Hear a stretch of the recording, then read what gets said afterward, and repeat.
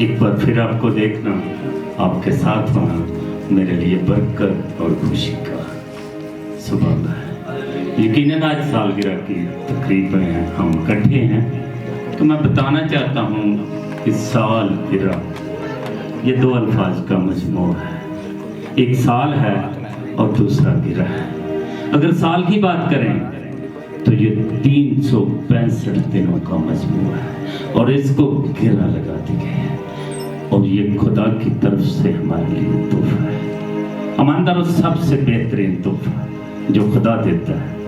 आज बहुत से लोग टिया के लिए कुछ गिफ्ट उसको देंगे, लेकिन मैं बताना चाहता हूं कि सबसे बड़ा तोहफा वो है जो खुदा देता है।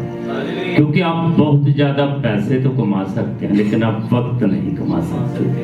वक्त सिर्फ खुदा देता है। अगर आप अमसाल की किताब उसके 7वें बाब की 11वीं आयत को देखें तो लिखा है, क्योंकि मेरी बदौलत तेरे अय्याम बढ़ जाएंगे और तेरी जिंदगी के साल ज्यादा होंगे। जितना भी वक्त है वो खुदा देता है। बाइबल मुकद्दस में हमें 2 सालगिरहों का जिक्र मिलता है। पहली सालगिरह फराउन ने की और दूसरी हेरोदेस ने की, लेकिन ये दोनों सालगिरह अबलीस की खुशी का सबब नहीं, खुदा की खुशी का सबब नहीं थी। लेकिन आज की सालगिरह यकीनन खुदा की खुशी का सबब होगा, फरिश्तगान की खुशी का सबब होगा, क्योंकि हमने खुदा के नाम को इज्जत दी है।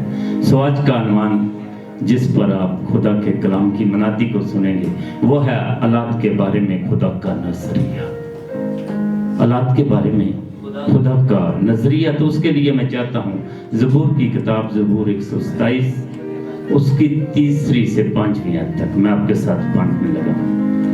लिखा है, देखो औलाद खुदावंद की तरफ से मराज है और पेट का फल उसी की तरफ से अज़र है।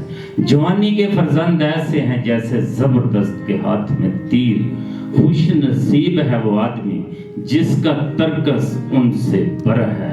जब वो अपने दुश्मनों से फाटक पर बातें करेंगे तो शर्मिंदा ना होगा।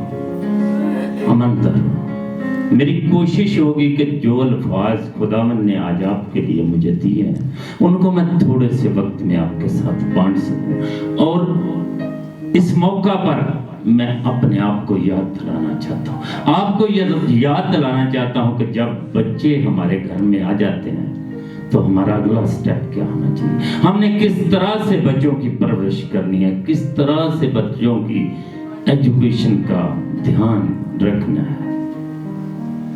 कुछ वक्त गुजरा, कुछ महीने पहले फेसबुक पर एक तस्वीर लगी हुई थी।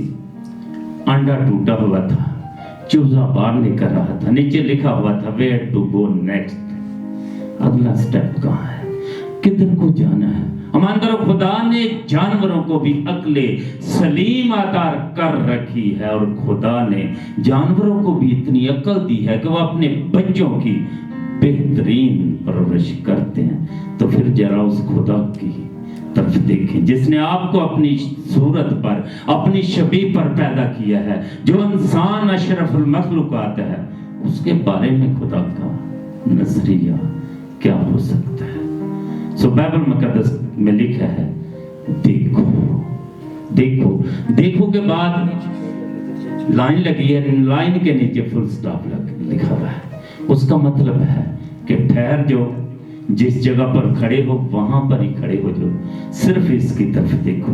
अमान दरो ये कुछ दिखाना चाह रही है, ये कह रही है देखो, सिर्फ इसकी तरफ देखो, ये कुछ दिखाना चाह रही हो। आगे जो मजमून है वो है कि औलाद खुदा की तरफ से मराज है। वो औलाद के बारे में है। मजमून क्या है कि औलाद खुदा की तरफ से मराज है।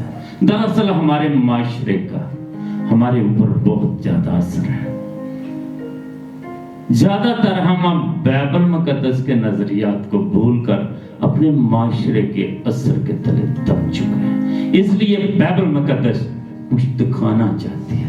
बाइबल मुकद्दस कहती है कि देखो, सिर्फ इसकी तरफ देखो, और दिखा क्या रही है कि औलाद खुदा की तरफ से मराज है। ये बात पक्की तरह ज़हन में बिठा ले कि औलाद खुदा की तरफ से है, क्योंकि पहला बेटा आदम को गनाह में गिरने के बाद मिला। इसलिए नजरिया बना लिया गया कि शायद औलाद गनाह की वजह से है। और बहुत से, मैं नहीं कहना चाहता, लोग इस नजरिए पर कायम हैं कि औलाद गनाह की वजह से है। अगर आप बाइबल मुकद्दस को पढ़े तो पैदाइश की किताब में खुदा ने कहा था, फलो बढ़ो और जमीन को ममूर और महकूम कर दो। जमीन को ममूर कर दो, महकूम कर दो, क्योंकि औलाद खुदा की तरफ से मराज है।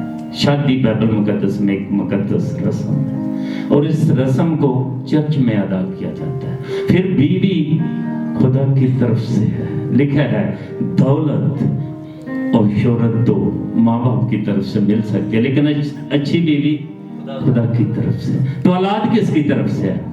औलाद खुदा की तरफ से मराज है। ईमानदारों, दरअसल मैंने कहा हमारे कल्चर का, हमारे माशरे का हमारे ऊपर बहुत ज्यादा असर है और हम खुदा के नजरिए को भूलकर अपने माशरे को, नजरिए को अपना रहे हैं। मुझे अफसोस से कहना पड़ रहा है कि आज मसीही घरों में भी इस बात का फुकदान है और अक्सर बेटी के बारे में बड़ा फर्क सोच लिया जाता है। मैं बताना चाहता हूँ कि औरत एक ऐसी हस्ती है जिस पर दुनिया में सबसे ज्यादा जुल्म हुआ है। और अफसोस इस बात का है कि मसीही घरानों में भी सास और बहू का झगड़ा। इसकी वजह स्टार प्लस है? नहीं, ये बाइबल से दूरी की वजह से। हम बाइबल से दूर चले गए हैं, बाइबल के नजरिए को भूल गए हैं जो कहती है कि देखो औलाद खुदा की तरफ से मराज है। जब मैं इस बात को पढ़ रहा था तो ऐसा लग रहा था कि ये बेटों की बात हो रही है। पुराना ऐतनामा है ना, पूरी झलक दिखाई जा रही है जैसे मराज, बेटे मराज है। लेकिन खुदा का शुक्र है कि अगली आयत में ही बात क्लियर कर दी गई है कि पेट का फल उसकी तरफ से असर है।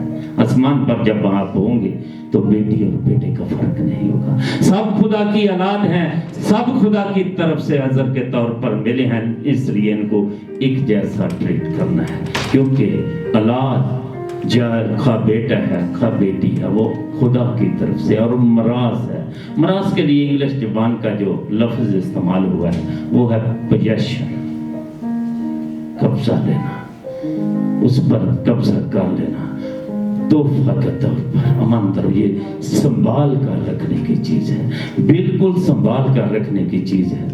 और तोहफा जितना बड़ा होता है उसको उतना ही संभाल कर रखना पड़ता है। और फिर तोहफा जब किसी बड़ी हस्ती की तरफ से मिलता है वो और ही कीमती हो जाता है। अब उस खुदा के नजरिए को देखें, अब उस खुदा की तरफ देखें। Those given you this gift. औलाद देने वाला कौन है? खुदा है। ये खुदा का नजरिया है। मैंने कहा तोहफा जितना बड़ा होता है उतना ही संभाल कर रखना पड़े। जितने बड़े आदमी के तरफ से तोहफा मिलता है तोहफा उतना ही कीमती हो जाता है। तो उस खुदा की तरफ देखिए। अगली आयत कहती है, जवानी के फरजांद ऐसे हैं जैसे जबरदस्त के हाथ में तीर। जवानी के फरजांद ऐसे हैं जैसे जबरदस्त के हाथ में तीर। अमन करो, पुराने वक्तों में तीर दो कामों के लिए इस्तेमाल होते थे, खेलने के लिए, शिकार करने के लिए या जंग के लिए। खेलने के लिए या जंग करने के लिए ये दोनों ही तरफ से जबरदस्त टूल है, पावरफुल टूल है, इनको इस्तेमाल किया जा सकता है। जवानी के फरजांद ऐसे हैं जैसे जबरदस्त के हाथ में तीर। अमान करो, ये वो तीर है जो आपकी हारी हुई जंग को आप इनसे जीत सकते हैं।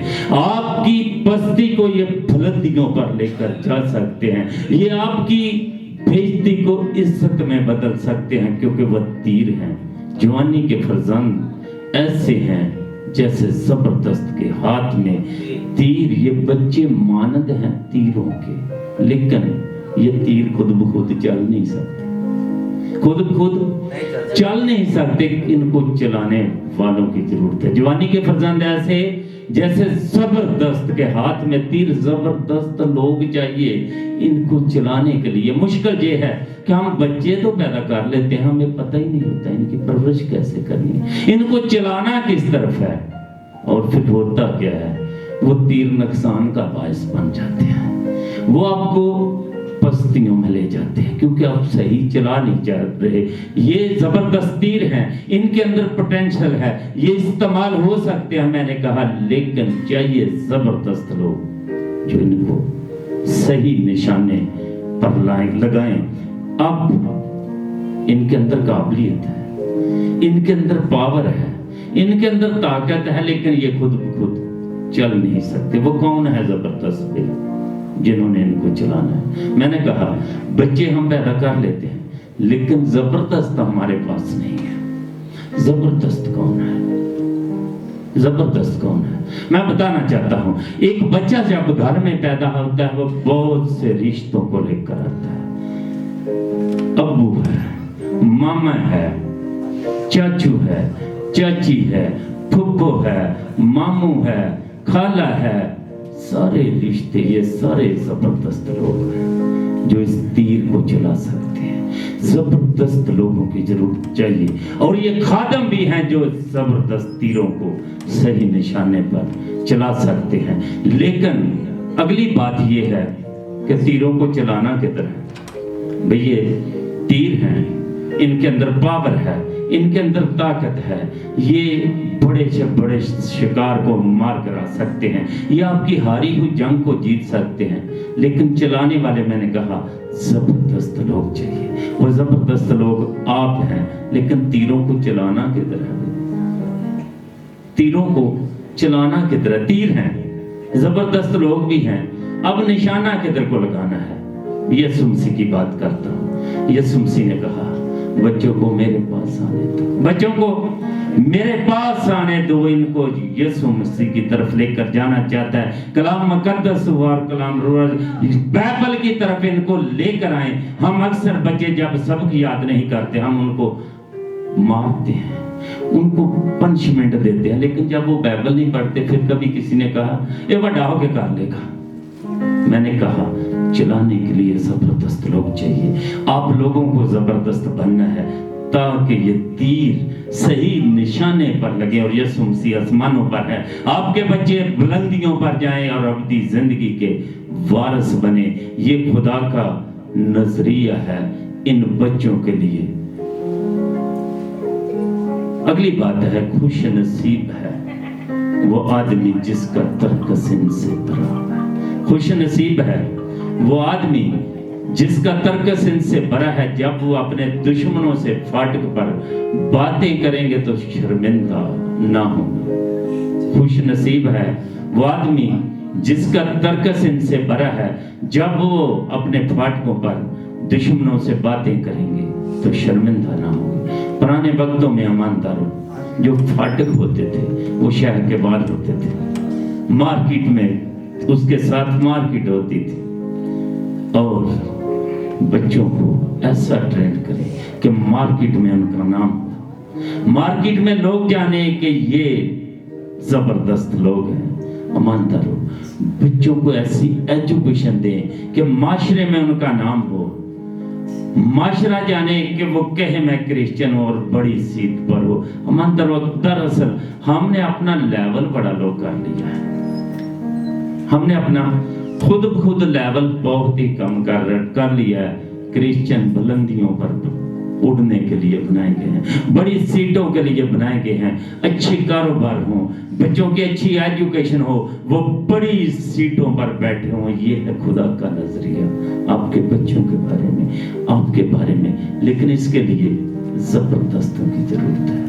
आज का कलाम दरअसल माँ बाप के लिए है कि माँ बाप जबरदस्त होंगे, रिश्ते जबरदस्त होंगे तो ये तीर सीधे निशान पर लगेंगे।